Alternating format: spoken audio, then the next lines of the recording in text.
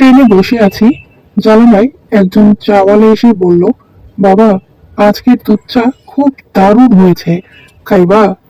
কথাটা বলেই তিনি কাপে চা ঢাললেন। আমার দিকে উনি কাপটা এগিয়ে দেওয়ার সময়টুকু ট্রেন চলতে আরম্ভ করলো। উনিও ট্রেনের সাথে এক পা এক পা করে হাঁটছেন।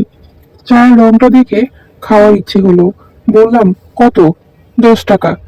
ট্রেনে ওঠার সময় পকেটে 10 টাকা রেখেছিলাম, সেটা ভেবেই পকেট থেকে টাকাটা বের করলাম। টাকাটা ওনার হাতে দিয়ে বুঝলাম ওটা 500 টাকার নোট।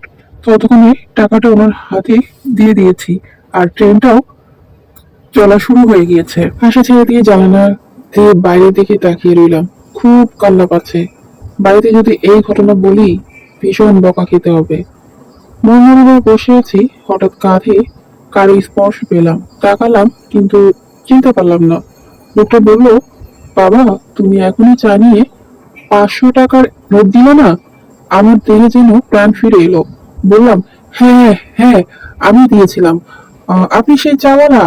আপনি ট্রেনে কিভাবে? বাকি টাকাটা ফেরত দিতে ট্রেনে উঠলাম। টাকা ফেরত দিতে চলন্ত ট্রেনে উঠে পড়লেন? বিপদ হতে পারতো তো। লোকটা হেসে বলল, জন্ম নিয়েই বিপদে পড়েছি, এর বেশি কোনো বিপদ ভয় পাই না। তাছাড়া চলন্ত ট্রেনে ওঠার অভ্যাস আছে। তিনি আমাকে গুনে গুনে 490 টাকা দিয়ে চলে গেলেন, এবং আমি এই মুহূর্তে ঘটনাটা ভাবতে থাকলাম।